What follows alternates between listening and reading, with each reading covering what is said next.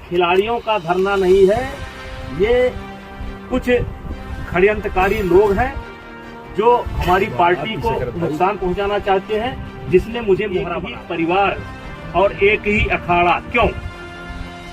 हरियाणा के अन्य खिलाड़ी क्यों नहीं? आस्था और विश्वास है, और इस देश के अंदर सुप्रीम कोर्ट से एक समय ऐसा था कि टीम कहीं की हो, खिलाड़ी हरियाणा के नहीं, मैंने उस पर प्रतिबंध लगाया।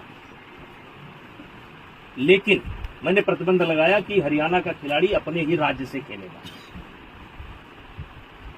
अब यहां पर यह सवाल उठा, जब ये मैंने प्रतिबंध लगा दिया कि हरियाणा का खिलाड़ी अपने ही राज्य से खेलेगा, तो हरियाणा में गेम बहुत ऊपर है। हरियाणा में 10वें नंबर का जो बच्चा होगा, 12वें नंबर का बच्चा होगा, वो भी कई राज्य ऐसे हैं उनसे अच्छा है। तो अगर हरियाणा को टोटल हम ब्रेक कर देंगे कि एक खिलाड़ी हिमाचल से ही खेलेगा, एक आसाम से खेलेगा, एक ही हरियाणा से खेलेगा, तो इससे हरियाणा का यानी कि खेल का बहुत बड़ा नुकसान होगा। उसकी मैंने एक व्यवस्था दी। उसकी व्यवस्था दी कि एक नेशनल होगा जिसमें अपने अपने राज्य से एक खिलाड़ी खेलेगा, जो अपने राज्य का गोल्ड जिसके पास होगा एक खेलेगा, लेकिन खेल का नुकसान ना हो, इसलिए मैंने एक ओपन नेशनल की व्यवस्था की कि नेशनल होने के साथ ही हम एक ओपन नेशनल कराएंगे, जिसमें कहीं किसी भी प्रांत का कोई खिलाड़ी भाग ले सकता है। और उस पर मैं आपको जानकारी देना चाहता हूं कि अब तक जितने भी ओपन नेशनल हमने कराए हैं, उसमें 61% से लेकर के 63% मेडल केवल हरियाणा को गए। ये इसलिए किया गया कि जिससे खेल का नुकसान ना हो।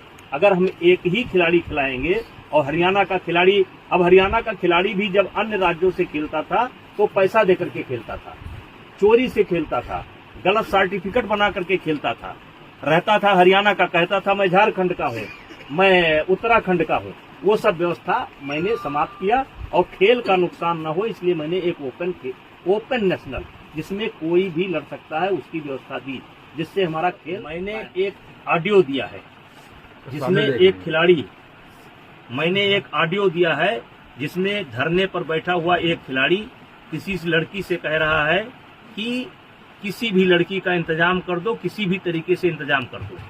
मतलब ये 4-4 महीना मेरे खिलाफ लोगों को उकसाएंगे, भड़काएंगे, सबूत इकट्ठा करेंगे और फिर 3 महीने बाद एक ले जाकर के फिर किसी न किसी को पेश कर देंगे। चलिए, मुझे उस पर भी कोई आपत्ति नहीं है, ये काम जांच एजेंसी का है, वो जांच एजेंसी अब काम करेगी। लेकिन हमने तो लगातार सरकार के फैसले का सम्मान किया और ये लगातार इसका उल्लंघन कर रहे हैं। रोज रोज ये नई डिमांड लेकर के आ जा रहे हैं।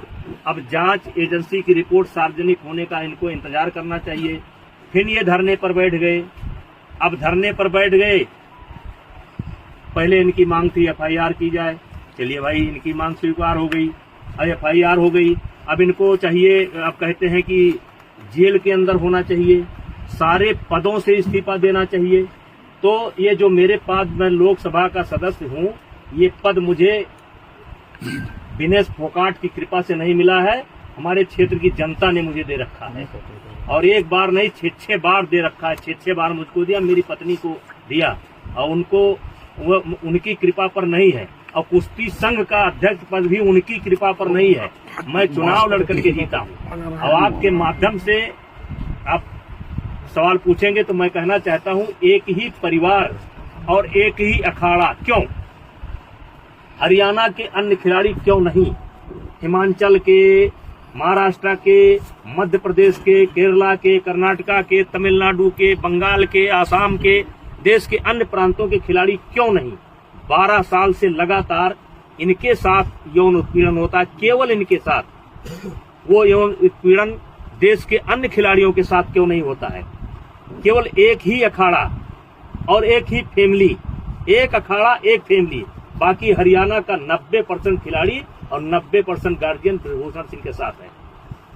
क्योंकि मैंने काम किया है, मैंने खेल को जहां तक सेवा दे सकता है ईमानदारी से सेवा दिया है। और इसीलिए आज देश का एक, जबकि इन्होंने कोई कसर नहीं छोड़ी है, इन्होंने कोई कसर नहीं छोड़ी है कि कोई निकल करके आ जाए। लेकिन एक सवाल मैं मीडिया के माध्यम से, आपके माध्यम से रखना चाहता हूं कि 12 साल से इनके साथ ही हो रहा है। एक अखाड़ा एक फैमिली। और इस 12 साल में भी एक बार भी ये शिकायत लेकर के ना तो खेल मंत्रालय में गए हैं, ना किसी पुलिस स्टेशन पर गए हैं, ना कभी फेडरेशन में आए हैं। और यही खिलाड़ी आंदोलन के 15 दिन तक पहले इनकी वीडियो सुन लिया जाए, इनका ऑडियो सुन लिया जाए और ये जो है हमारी तारीफ करते थे। ये जो खिलाड़ी आज धरने पर बैठे हैं, ये अपने शादी में मुझे क्यों बुलाते थे, फिर जोड़े में होकर के मेरा फोटो क्यों लेते थे, मेरा आशीर्वाद क्यों लेते थे। लेकिन मैं एक संवैधानिक पद पर हूँ, मेरी एक बोलने की मर्यादा है, उस मर्यादा के तहत मैं बोल रहा हूँ।